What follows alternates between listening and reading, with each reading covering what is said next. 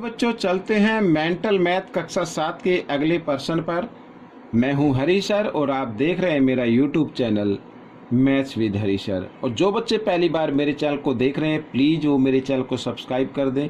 बहुत से बच्चे सब्सक्राइब नहीं करते हैं और बच्चों मैं तो चाहूँगा सब्सक्राइब कर दें ताकि मेरे को मोटिवेशन मिल सके। करना क्या होता है, कुछ नहीं करना होता है आपको। जो आप वीडियो देखते हैं उसके नीचे एक रेड कलर का बटन है।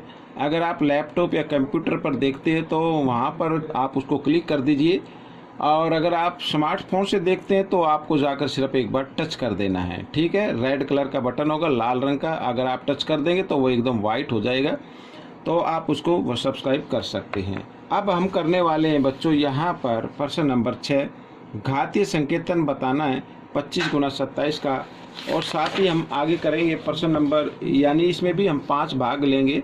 और जैसे यहाँ पर लिखा मानक रूप में बताना है, फिर मानक रूप से साधारण रूप में बताना है, फिर इसको सरल करना है और साथ में 3/5 की घात 2 को ऋणात्मक घात के रूप में लिखना है। आइए करना शुरू करते हैं। तो बच्चों यहाँ पर मैंने ये छठा तो प्रश्न लिख लिया था, बाकी मैं साथ साथ लिखूँगा और हल करते हुए चलेंगे। तो लिखा घातीय संकेतन में बताइए। अब 25 है।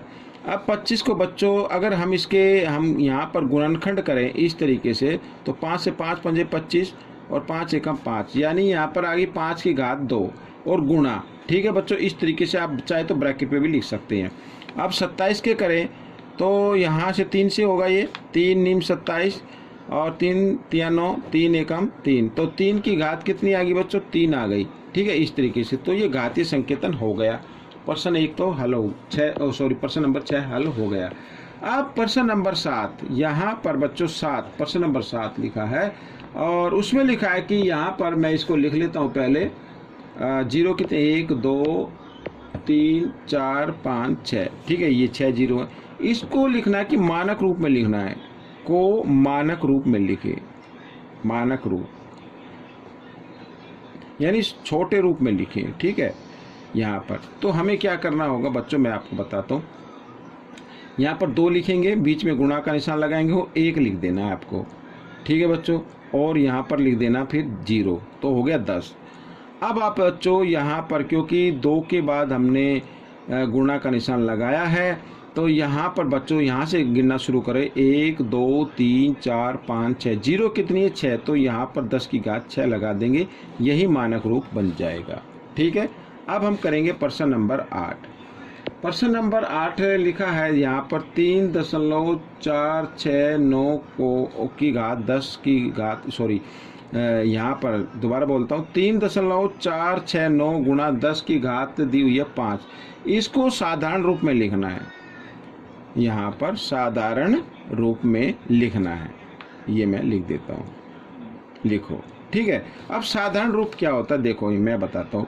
तो इसको करने के लिए तो पहले तो ये नंबर यूँ क्यों लिखे, 469 गुणा 10 की घात 5 है ना, तो यहाँ पर ये इसके 1 0 तो ये हो गई, यहाँ पर 4 0 लगा दे, 1 2 3 4 5 इस तरीके से।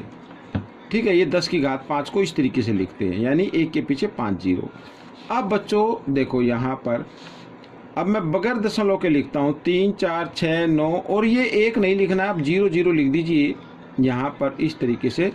आप 3 अंक के बाद दशमलव है तो 3 अंक के बाद आप भी दशमलव लगाएंगे पीछे से, 1 2 3 यहाँ पर ये, तो यहाँ पर ये आ गया 3 4 6 9 0 0। ये साधारण रूप हो गई बच्चों, इस तरीके से आपको लिखना पड़ता है। प्रश्न नंबर 9 कर देख लेते हैं। लिखा है सरल के करो, तो यहाँ पर मैं लिख देता हूँ सरल करो, और बहुत ही आसान है। ठीक है, सरल करो लिखा है। तो यहाँ पर बच्चों प्रश्न नंबर 9, 2 की घात घटा 1, ठीक है ब्रैकेट में, और गुणा 3 की घात घटा 1 और गुणा 4 की घात घटा 1 और सारे की घात 2। ठीक है बच्चों, मैंने आपको बताया है एक फॉर्मूला और बता देता हूँ। अगर किसी की भी घात किसी आधार की घात घटा में आती है, ठीक है, तो हमें सबसे पहले उसकी घात को जमा में बनाना पड़ता है। तो जमा में कैसे बनती है, जो भी आधार होता है उसका हमें व्युत्क्रम कर देना। अब आप कहेंगे सर व्युत्क्रम तो कर दें लेकिन एक्स के नीचे तो कुछ है नहीं, तो एक्स के नीचे मैं बताता हूँ कि 1 हमेशा मौजूद रहता है, तो यानी 1/x लिख देंगे। और घात हो गई अब इसकी जमा में, यानी जमा 1 हो गई, और जमा 1 को लिखने की जरूरत नहीं होती। आइए करना शुरू करते हैं यहाँ पर। तो देखो बच्चों, 2 की घात घटा 1 है, तो इसी प्रकार यहाँ पर 2 के नीचे हम 1 मानेंगे, तो 2/1 का हमें क्या कर देना, व्युत्क्रम कर देना, तो इसकी घात क्या हो गई, जमा में हो गई। साथ ही गुणा का निशान, तो 1/3 लिखेंगे इसको, और इसको लिखेंगे 1/4, और सारे की घात क्या है, 2। ठीक है, इस तरीके से। तो अब क्या करना है, अंश को अंश से गुणा कर देना, 1 एकम 1 एकम 1 यहाँ पर, और इसको भी गुणा करेंगे, 2 तिया 6, हर को हर से करना, 2 तिया 6, 6 चौक 24। अब यहाँ पर 1/24 की घात आ गई 2। ठीक है, अब क्या कर देना है, अब आपको 2 बार इसको गुणा करना है, यानी 1/24 गुणा 1/24, क्योंकि घात कितनी है, 2 है। तो इसका उत्तर 1 को 1 से गुणा करेंगे 1 आएगा, और 24 को 24 से गुणा करते हैं बच्चों तो 576 आता है। आप गुणा करके देख सकते हैं इस तरीके से। ठीक है, तो 24 का वर्ग 576 होता है। अब हम चलते हैं 10 पर। यहाँ पर इसमें भी लिखा है कि 3/5 की घात 2 को लिख लेता हूँ मैं पहले ऋणात्मक यहाँ पर। ठीक है, ऋणात्मक घात के रूप में लिखो, घात के रूप में लिखो। ठीक है, इस तरीके से ये मैंने लिख दिया। तो बच्चों देखो, यहाँ पर अगर किसी की घात घटा में करनी हो या जमा में करनी हो, तो आपको एक काम करना है, आधार का क्या कर देना, व्युत्क्रम कर देना है। आधार 3/5 है, तो हम कर देते हैं 5/3, और हो गई इसकी घात किसमें, घटा में, ऋणात्मक हो गई, ऋणात्मक घटा को बोलते हैं। तो बच्चों ये 5 प्रश्न हल हो गए हैं। आपको कैसे लगे मुझे ज़रूर बताएं। इसमें से सीखकर आप दूसरों को ज़रूर सिखाना है। और हाँ, मेरे डिस्क्रिप्शन बॉक्स में अगर आप मेंटल मैथ खरीदना चाहते हैं तो मेरे डिस्क्रिप्शन बॉक्स से जाकर लिंक पर आप क्लिक कर सकते हैं। ठीक है, मिलते हैं अगले पार्ट में, तब तक के लिए आप प्रैक्टिस करते रहें।